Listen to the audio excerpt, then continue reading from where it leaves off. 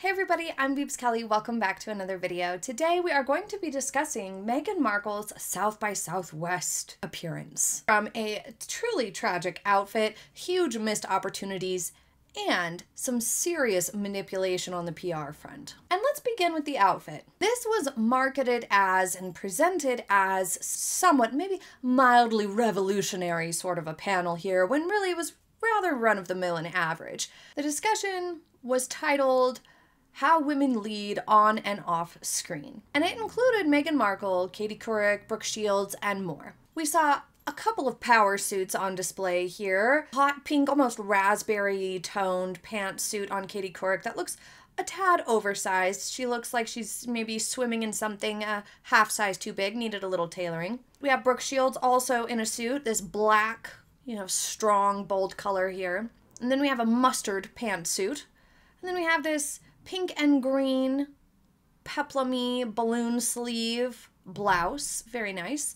And then we have the Meg. Many said looked as though she made an outfit out of bed sheets. I can't argue with that. Did you know that the official colors for representing International Women's Day are white, green, and purple? So one person on the panel really got the memo there, is wearing something very representative of the occasion.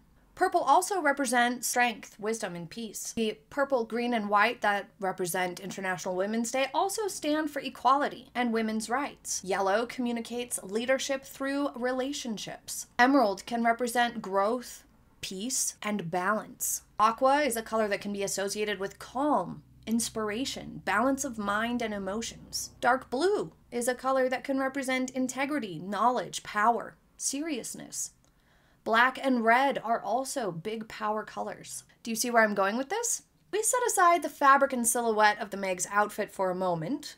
It's clear the Meg missed a massive opportunity to communicate and incorporate messaging through her outfit. She could have used color to her advantage to communicate intention and meaning behind her presence there without having to say it. It seems a lot of these ladies took that to heart when they got dressed for this event. We have a mustard yellow, we have a raspberry pinkish red, white, green, and purple all in one outfit, completely on theme, and black. And then here on the Meg, instead of anything that could offer some degree of meaning, representing something, we have this bland, cream striped outfit that does look like bed sheets.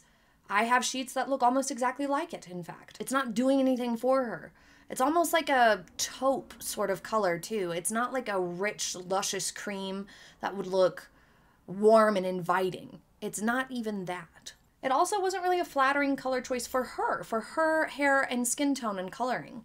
She and this outfit looked drab, especially up there on this stage next to these other women in their more colorful outfits or bolder choices. The positive is that the texture of the fabric looked really comfortable, looked nice and slinky, perhaps too comfy for being on stage for something like this. I have my favorite pajamas, I have many pairs, are pretty much the exact same texture, just sort of silky and slicky and slinky. I love me a good satin pajama. But in terms of objectively looking at these outfits, taking the individuals themselves out of it, if you were just to see a lineup of the outfits for this panel, hers definitely is the more disappointing of the bunch. She's the only one who seemed to look somewhat underdressed, a bit out of place. It kind of came off as casual in large part due to the fabric, but then the skirt, being a full-length maxi skirt that was like $1,000 and slinky, kind of looked overdressed at the same time. If she had to wear this outfit, an updo would have elongated her up out of it and looked much more polished in contrast to the sort of loose-fitting and comfortable fabric. It would have added a bit of pep to her look to combat the drab color as well. I think an updo may have actually transformed this into a much less tragic of a look. It's called the husband shirt, so it's meant to be a little bit oversized and roomy, but it's just plain too big for her. The problem really lies in the volume of her sleeve. I wore this shirt on purpose to demonstrate the difference. You see, this sleeve does not have some big billowing cuff. It's a little long for me in the sleeve still, it's a little big, but as you can observe, there is no big, huge, billowing bunch of fabric before the cuff. but the Meg's has that. That, combined with the extra room throughout the waist, is giving the look that it's unintentionally too big, rather than intentionally a little roomy. The sleeves ended up just looking silly for this occasion. The skirt also looks a bit too long, and it has quite a bit of wrinkling going on as well. The rise is maybe a tad bit too high for her on top of everything else. So while the shirt is coming off a little too casual, the skirt's coming off a little too nice, it's conflicting. The hairstyle is just kind of bringing it all down and making it all look even more drab and less professional. This is literally textbook taking away from your presence at an event by wearing a bad outfit. By not wearing a good outfit, you immediately undermine your presence at any given event. And this is in the context of something important, like a speech or a presentation or a discussion that is filmed and supposed to be a big deal. This shirt, if she was really truly stuck on this shirt, it really would have worked fine with a simple blazer that came down to about the hip length and tapered in nicely for the waist. This would have created a nice illusion that she has a more well-defined waist than she does, and would have elongated her torso by having the blazer come down to hip level rather than a cropped blazer, for example. This paired up with a pencil skirt or some straight leg trousers like these that she wore from Givenchy would have been a really nice polished look. You could have paired it up with some on-trend loafers, some flats, or some modest block heels, and it would have looked really nice and polished. Perhaps the blazer could have been an excellent opportunity to incorporate that color that we were talking about, something that really symbolized and communicated something meaningful to the event. Even if you don't know what certain colors represent, the whole reason why we associate certain colors as representing certain things is because it gives that impression when worn, because we automatically sort of draw those parallels subconsciously. Just like having good posture, color does similar thing. It communicates something nonverbal to us, and it helps us to enhance our presence and our messaging, to help further make it clear why we are there and what we are doing there and supporting. For example, it being International Women's Day, it would have been a great opportunity for her to wear some of those colors that really represent it and stay on theme. Some people are really kind of against themed things. They don't really want to wear Christmas colors at Christmas. They don't really want to wear colors that are connected to a theme, like, say, patriotic colors during a certain time, like Commonwealth Day or the 4th of July. They would rather wear something bland all of the time. But that, again, is simply missing an opportunity that could otherwise really enhance somebody's image and really demonstrate more meaning, more intention, add to that oomph a little bit. And it adds interest. It makes more of a statement. It has more of an impact when you're in something colorful than if you're in something more drab. Now, one could say she didn't want to overshadow the other people on the panel, but I just don't see that as being her motivation for avoiding color. I feel like the blouse could have been worked into making sense in a different outfit. The skirt less so. Because of its length, because of its style and fabric, I'm not sure it really fits in for this occasion. Not professional enough. Typically, for a professional event, unless it's an evening event, you wouldn't wear a maxi skirt. A midi skirt, perhaps, and maybe something more like a knee-length pencil skirt. Yes, those are classically professional wear, but a full-length, like maxi style skirt, less so, for sure. That's definitely reading more evening. Also could have worn those Givenchy trousers. Those were such a great fit for her because the straight leg of them helped to balance out her particularly thin legs and compared to her boxier torso. So those are a great pair of trousers for her, a great style of trousers. She could have worn those with something like a peplum, something that had its waist a little bit lower, closer to the hip, nothing too high, because that would further accentuate the short torso. She would need a peplum that started a little bit low, but that would have really added some great balance to the look, and a peplum is another great opportunity to incorporate some degree of color or pattern. Would have been very successful, especially if she had an updo. I really think an updo would have come across more professional, especially for her on this event, at this particular event. The hair down and off to the side, paired up with this outfit, just gave this very like evening slash casual slash I'm just kind of here vibe. It didn't come across as she means business or she really wants to take this seriously. And since the event was marketed as some big, meaningful, serious conversation, that really ended up taking away from that and making it seem much more amateur. Now, as for the event itself, it's come out that she used her Archewell organization to purchase this spot at South by Southwest. This is very similar to what they did at World Mental Health Day. There was something already happening involving real vetted charities and causes to raise awareness and things of that nature, and she and Archewell bought a spot there to discuss social media impacting children and speaking with bereaved parents and things like that.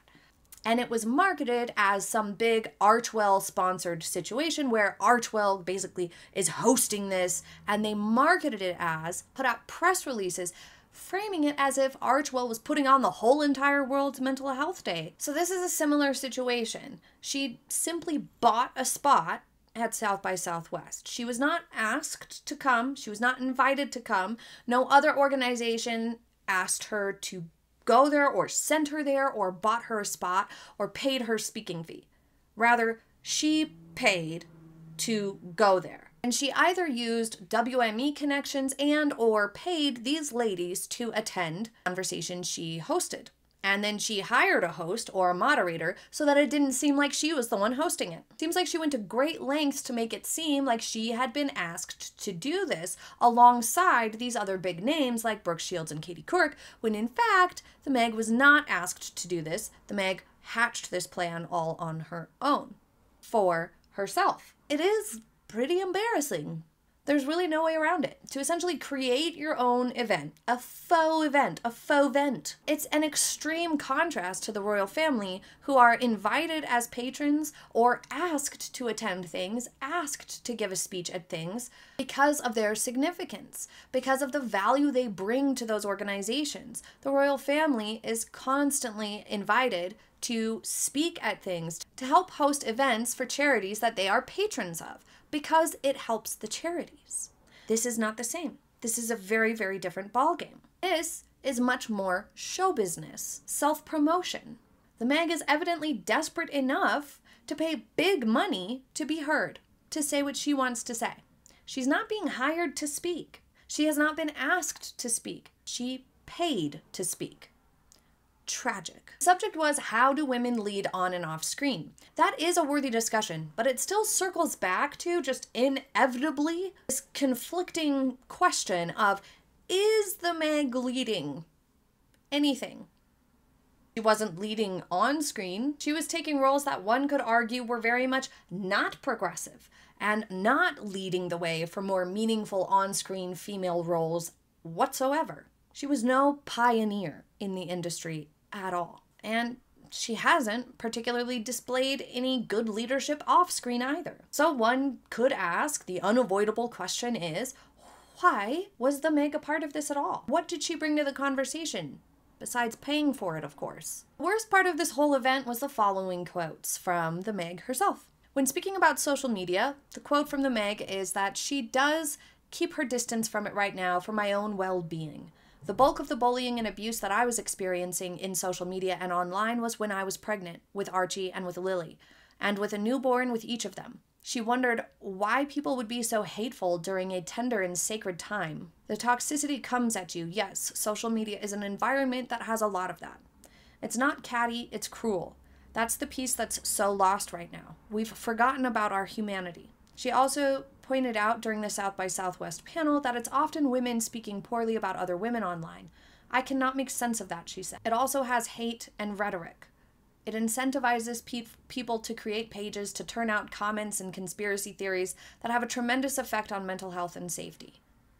She said that systemic change has to come at the same time as the cultural change. There are a lot of female executives in power positions, but they're allowing this behavior to run rampant. They have to put the do's behind the says. So many things jumped out at me. One of the first things that jumped out is that talking about how people were being hateful towards her during a tender and sacred time of having newborns or being pregnant. Now, no one can argue that having a baby is a vulnerable time. Being pregnant and having newborns, it is a vulnerable time. It is a sacred time. Yes, it is tender. I agree. But that does not excuse someone for all their other behavior. Just because they are pregnant does not mean they get to be mean or lie or call people out or be a bully and then have no repercussions for that.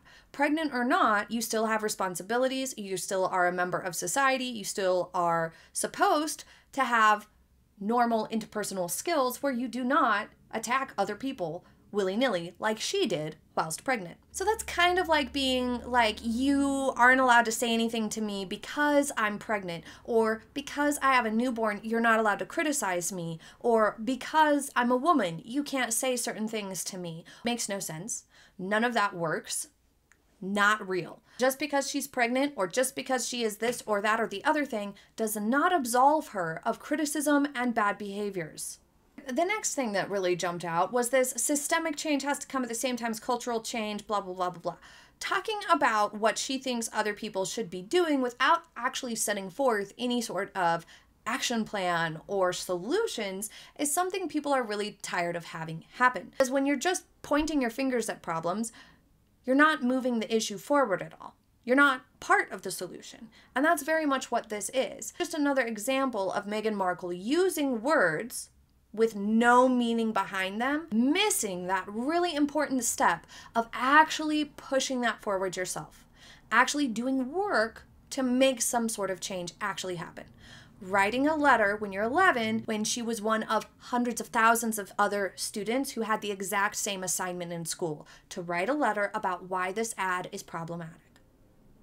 It was an assignment in lots of American schools to write a letter about this very commercial. So this really boiled down to Meg, the faux champion of truth and fact, trying to rewrite history. The biggest thing that caused people to adopt negative opinions of Harry and the Meg was their bullying behaviors. Long before they left the royal family, they had made life difficult for those who worked for them. Even Harry has admitted himself that his staff were crying at their desks. Morale was at an all-time low. He had never seen something so tragic as his staff, which he was responsible for. He and Meghan were not nice bosses, and several of their staff either left to different positions, quit altogether, or filed bullying complaints against Meghan Markle and possibly Prince Harry too with human resources. And most of them were women. Meghan was not nice to her female employees. And then she's here doing this. And if you don't believe that for whatever reason, the bullying reports are sealed for the people's privacy. I know there are a lot of people here who are not as familiar with the Meghan Markle saga, so to speak. Or there's some people who watch this who may not agree or may not believe the bullying accusations. So if that's you, then take it straight from Harry and Meghan's mouths on Oprah. They bullied people on Oprah and in Spare and in several other interviews after that. A bully is defined as a person who habitually seeks to harm or intimidate those who they perceive as vulnerable. Harry and Meghan acknowledge that the royal family could not, cannot, would not, and will not speak up for themselves. In their own words, the royal family were trapped and were stuck. There was no way the royal family could speak up for themselves or stand up for themselves.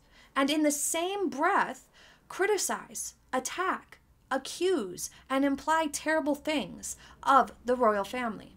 Reveal personal, private information about individuals. Conversations held in private are divulged. Harry and Meghan simultaneously acknowledge the vulnerability of the people they're attacking at the same time as accusing them of terrible things. And Harry and Meghan did this habitually. Between Oprah and Spare, the Cut interview, veiled statements and archetypes, veiled threats to intimidate, saying that they never signed any non-disclosure agreements. They can say whatever they want to. Someone who cannot or will not, or you think will not stand up for themselves is literally the definition of vulnerable. So Harry and Meghan pretty much fit the definition of bullies to a T. And that is one of the most universal reasons why people do not like or respect Harry and Meghan. And what Meghan calls bullying while she was pregnant was a complete manipulation of the truth. The truth is that Oprah was released while she was pregnant with Lily. People reacted to their lies, particularly Meghan's lies, because Oprah primarily spent most of its airtime on Meghan, and so therefore Meghan is responsible for the majority of the lies in Oprah.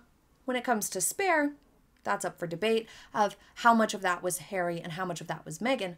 People reacted to Meghan's lies during Oprah. People called Meghan and Harry out for their unfair treatment of the royal family, for picking on individuals, individual reporters, specific news organizations, specific people within the royal family's organization and staff, specific members of staff, private secretaries, Angela Kelley, etc. People rejected Harry and Meghan's false claims and their manipulative tactics, and Meghan just so happened to be pregnant at the same time. Much like how she tried to claim there was lots of racism happening or certain things were happening due to racism, which was not the case at all. For example, in Oprah, she claimed and implied and led Oprah to believe, declare, and then failed to correct Oprah's statement that the reason why Archie did not have the title of prince was simply due to racism. That was Meghan Markle's doing. That is what she did during the Oprah interview. The fact is that Archie was never going to be titled prince until King Charles ascended the throne. It has always been that way. It always will be that way. Perhaps she was just butthurt that they wouldn't make an exception and title Archie before Queen Elizabeth's passing. But remember, at the time that she was pregnant with Archie and shortly after Archie was born, Harry and Meghan were making statements that they were going to go the route of, for example, the Duke and Duchess of Edinburgh, that they were not going to give their children titles, the route that Princess Anne took for her children. Harry and Meghan had said that they were not going to give their children prince and princess titles. They weren't going to title them at all and let them decide that when they were older, because that was the more progressive thing to do. But then on Oprah, when it served them to create a victim narrative, lied and said that it was because of racism that Archie did not have a title, which, as we've established, was a complete and total lie. So people were reacting to those things. Meghan was trying to say that this happened because of this. She was trying to say the title situation happened because of racism. Not true. Now she's doing the exact same thing. She's trying to say that the bullying, which was really just criticism and feedback to lies, reactions to lies, she's trying to say that that happened because she was pregnant. That's the impression she is trying to create in the media. That's the image she is striving for now. Because the whole narrative of the royal family and the whole of the United Kingdom and all of the press and everybody who works for the monarchy are racist and mean and unkind. Because that victim narrative has run out of steam and everybody sees through that now because she lied about it. Her new victim narrative is that she was bullied because she was pregnant. She's twisting this narrative in hopes that a new audience who is less familiar with her, unfamiliar with the whole issue, will assume that she was bullied because she was pregnant or despite it. So it's really insulting, quite frankly, for somebody who is known to behave as a bully to speak out against bullying. But this is a very common tactic amongst toxic people. A lot of the times, a toxic person will say that they are a victim of the very thing they have done to someone else. It's bothersome to say the least. Furthermore, she removes the context of the comments about her during that time and since, which were almost exclusively rooted in how she behaves, her choices, her lack of respect and effort in the role she had at the time. Her bullying behavior was what was attacked online. I have a video I've been contemplating about doing and researching for a while, I just haven't decided to do it or not, is discussing the antisocial behaviors that Meghan Markle has displayed over the years. Specifically, how she procedurally carried out character assassination against many members of the royal family and encouraged Harry to do the same. This is how females tend to display certain levels of aggression. They tend to be less quick to physical aggression by a lot as compared to males and use things like innuendo, character assassination, just like what she did with Oprah and everything else. So I may or may not ever do that video. The point is, she did those things and then people rejected it pretty strongly and called her out on it. And now she's trying to frame that very fair and warranted feedback as bullying. It's unacceptable. But this got worse. She tried to be clever and failed miserably by saying it's making dollars, but it doesn't make sense Stop it. Another quote from the Meg. As moms, and as I was saying earlier, when you're a new mom, it's a really vulnerable time.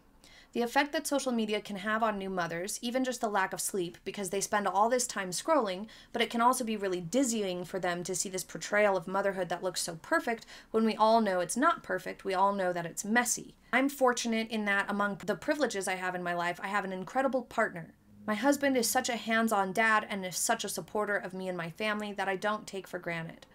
That is a real blessing. But a lot of people don't have that same level of support. So I think for us, it's about putting safeguards in so women and moms especially cannot feel like they're even more vulnerable when they go online. So she's taking standard talking points and dressing them up with, once again, no actionable information whatsoever. She's not offering solutions or suggestions. She's just throwing platitudes and, quite frankly, outdated problems. Honestly, the portrayal of motherhood as perfect is a thing of the past. As someone much younger than the Meg, and who has more mom years than her, I can say, this idea is simply not relevant anymore. At least not for my generation and those younger than me. Motherhood is very much accessibly realistic now on social media. There is more than ever before real mom bods, real moms doing real mom stuff, showing real chaos in their homes from toddlers and the like. More than ever before, realistic motherhood content is accessible to everybody. That's not to say that things are perfect. Of course, there are some people who are still very much only showing the best parts of motherhood. But my point is that there is a plethora, or the majority at this point, is very much rooted in dealing with the actual realistic challenges of parenting and of raising children. We don't get much out of simply pointing at a problem and talking in circles around it. We get much more from saying, look at where we were decades ago, look at where we are now, look how far we've come, look at the progress we've made. What more can we do next? By erasing the fact that many changes have been made and ignoring the actual realistic place where we are now does a great disservice to the conversation that she claims to be trying to have. She ignores the complexity of the issue and fails to present a way to move it further. I think there's a couple of things going on here. In one hand, she sees this as a real softball issue that nobody can really argue, it's not controversial, and it's essentially an issue that's made massive progress already. So there's late to the party vibes here, playing it safe sort of a situation, I guess. But I also think that this was just an opportunity for her to talk more about how she didn't like the feedback she got. And she's framing it as, well, people were bullying me most when I was pregnant, to try to rile people up or, again, like, frame the issue differently. And in reality, she's just upset that she was criticized heavily for various things. And she just happened to be pregnant at the time. It has nothing to do with the pregnancy. It has nothing to do with the motherhood. It really is that she's upset at the negative feedback she receives online. And when somebody who has similar traits to the Meg has something like that happen, it's almost like they feel like they've had something taken from them and they want to try to get it back somehow. And this is her trying to fill that hole a little bit, trying to reframe it as a situation where she truly was criticized unfairly. That's what she's trying to frame it as. She's trying to do that to make it right for her, for within her personal balance and her mindset. That if she can convince people that all that criticism and all that negative feedback was unfair, and her mechanism to do that is to blame it on being pregnant, which makes no sense. But to her, then that will kind of right that which she felt was wronged, rather than dealing with the truth, which was that she was behaving poorly. Instead, she's trying to reframe it as something that was unfair that happened to her. So this panel really had nothing to do with motherhood, nothing to do with female leadership, nothing to do with women on and off screen and the wonderful things that they are doing, and everything to do with Meghan settling another score. Of course, it was all punctuated by comments about how she isn't affected by certain problems, such as she has a supportive husband. It was a little tone deaf. It was really an unnecessary comment that brought it back to herself where it wasn't advancing the conversation at all, so it was really just a vanity comment, and that also was out of place. Please leave your thoughts below and let me know what you think all this was about. Thank you so much for joining me for today's video. I hope you have a very happy day ahead, and I will see you next time.